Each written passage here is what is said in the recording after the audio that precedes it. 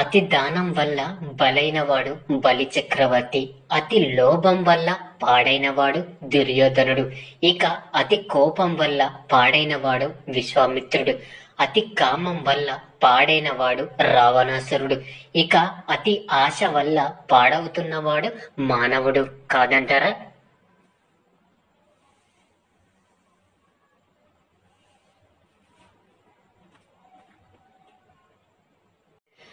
కోరికలు ఉండడం సమంజసమే, అంతేకాని అవి ఆశలుగా, అత్యాశలుగా, లోపాలుగా మారితేనే లేనిపోని చిక్కుల్లో పడతారు.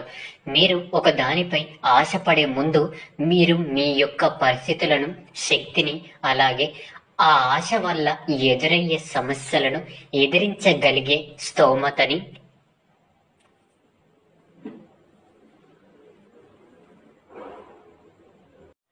అసలు మీరు ఆశపడ్డ దానికి అర్హులా కాదా అని కూడా క్షుణ్ణంగా పరిశీలన తప్పకుండా చేసుకోవలసి ఉంటుంది.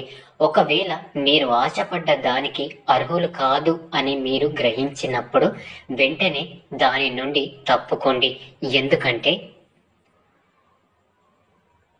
ముందే మనపై ఉన్న బాధ్యతల వల్ల వచ్చే సమస్యలే ఎంతో కఠినమైనవి. ఇక ఆశతో, అత్యాశతో మళ్ళీ కొత్త సమస్యలోకి లాగబడకండి. గుర్తుంచుకోండి, కొన్ని ఆశలు జీవితాన్ని బాగు చేస్తే మరికొన్ని ఆశలు అసలు జీవితమే లేకుండా చేస్తాయి. కాబట్టి తెలివిగా మసులుకోండి.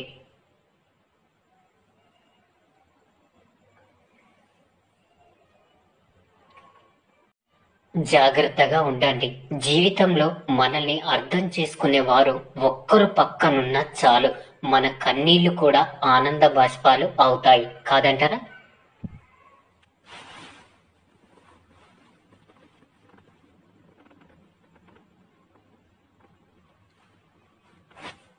కొందరు ఇలా అనుకుంటూ, నా చిన్నప్పుడే బాగుండేది, పడుకుంటే నిద్ర పట్టేది, కానీ ఇప్పుడు మాత్రం పడుకోవాలి అంటే ఎన్నో ఆలోచనలతో యుద్ధం చేయాల్సి వస్తుంది అని. అవునా? ఇక్కడ మీరు అర్థం చేసుకోవాల్సింది ఏమిటి అంటే,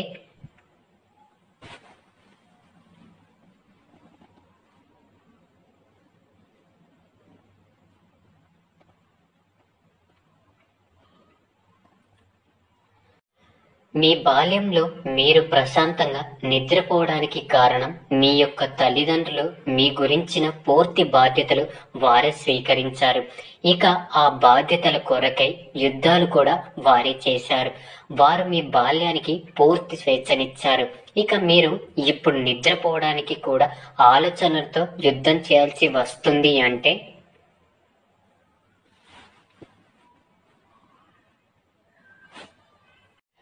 మీ తల్లిదండ్రులు మీకు స్వేచ్ఛని ఇచ్చి తప్పు చేశారు అని అర్థం. ఇక మీరు దాన్ని దుర్వినియోగం చేస్తున్నారు.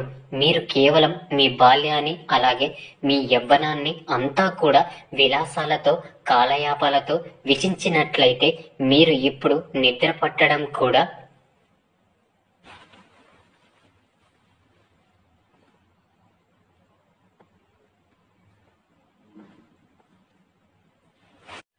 కొంచెం కష్టంగానే ఉంటుంది.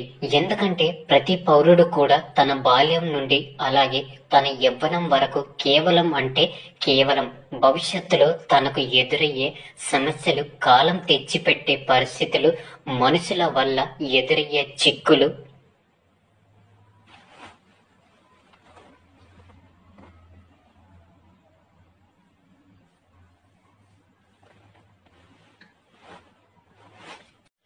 మనసుకు తగిలే గాయాలు, ఇక ఈ పరిస్థితులన్నింటినీ ఎదుర్కోవడానికై మనం చెయ్యబోయే యుద్ధానికి గురువుల చేత, అలాగే తల్లిదండ్రుల చేత, బంధుమిత్రుల చేత, గడిచే ప్రతిరోజు ఇచ్చే అనుభవం చేత, ఈ కాలం పెట్టే పరీక్షల చేత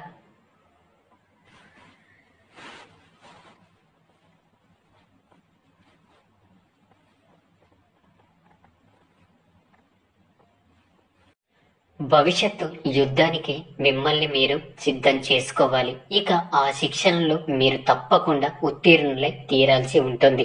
అలా కాకుండా హఠాత్తుగా బాధ్యతలు, హఠాత్తుగా సమస్యలు అంటే ఎవ్వరు కూడా తట్టుకోలేరు.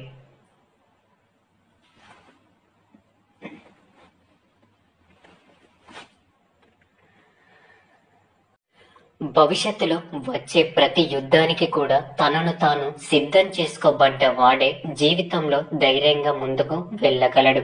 అలాగే ప్రశాంతంగాను ఉండగలడు. ఇక కాలంతో గర్వంగా కూడా గర్జించి చెప్పగలడు, నేను నువ్వు పెట్టే ఏ పరీక్షకైనా, నీ వల్ల వచ్చే ఏ పరిస్థితికైనా, అందువల్ల వచ్చే ఏ యుద్ధానికైనా సిద్ధమేనని నేను మీ అందరికీ చెప్పదలుచుకుంది ఒక్కటే, పరిస్థితులు ఎలా ఉన్నా కూడా మీరు మాత్రం స్థిరంగా ఉండగలగాలి. అర్థమైందనుకుంటా. ధైర్యంగా ఉండండి.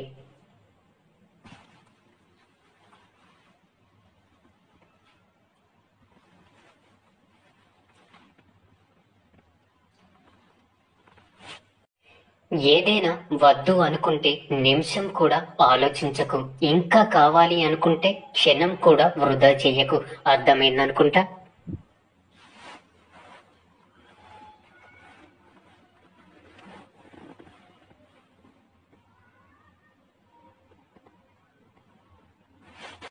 ఈ డబ్బు అనేది ఎలా ఉంటుంది అంటే, ఎవరైతే డబ్బుని ప్రేమించడం మొదలు పెడతారో, ఎవరైతే డబ్బుని సంపాదించడమే ఇష్టంగా పెట్టుకుంటారో వారిని ఈ ప్రపంచమంతా కూడా ప్రేమించడం మొదలు పెడుతుంది.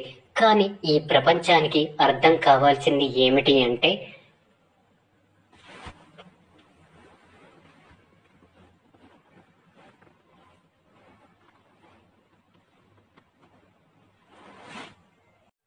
వారు డబ్బుని ప్రేమించేది ఈ ప్రపంచంపై విరక్తి చెంది, అంతేకాని ఈ ప్రపంచం యొక్క ప్రేమని పొందడం కోసం అయితే ఎప్పటికీ కాదు.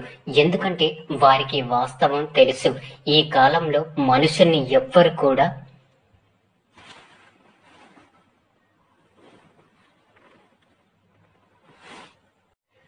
ప్రేమించరారని, కేవలం డబ్బుని మాత్రమేనని, ఇక మిగతావన్నీ నాటకాలేనని కాదంటారా?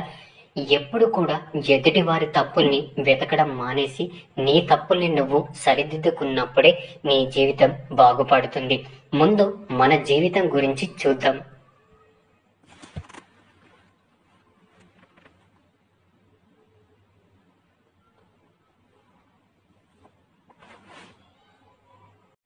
ఆ తర్వాతే ఇతరులు ఎవ్వరికి కూడా అడగందే ఉచిత సలహాలు ఇవ్వకండి. వారు ఒక్కటి అంటారు, ముందు మీది మీరు సరిగ్గా చూసుకోండి అని, తర్వాతే మాకు నీతులు వల్లించండి అని. ముందు మన ధర్మాలు, మన బాధ్యతలు, మన సమస్యలు అన్నిటినీ సరి చేసుకోవడం నేర్చుకోండి.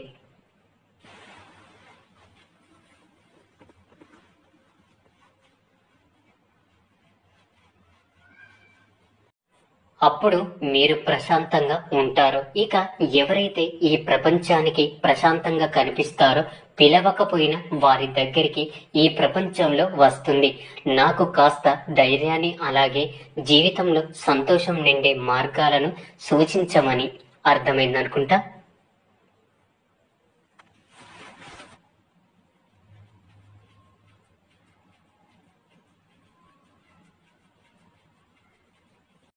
ఇక అందరూ నాతో పాటు ప్రేమతో ధ్యానించండి. రాధాకృష్ణ, రాధాకృష్ణ, రాధాకృష్ణ.